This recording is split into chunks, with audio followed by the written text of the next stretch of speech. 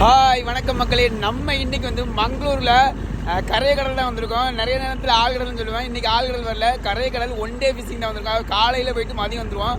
இன்னைக்கு ஃபர்ஸ்ட் வலை வச்சுட்டோம். இன்னைக்கு இந்த பாடு வந்து எவ்வளோ மீன் கிடைச்சிருக்கு அப்படின்னு சொல்லிட்டு பாருங்க. இது வந்து கரையக்கடை பார்க்குற போட்டு தான்.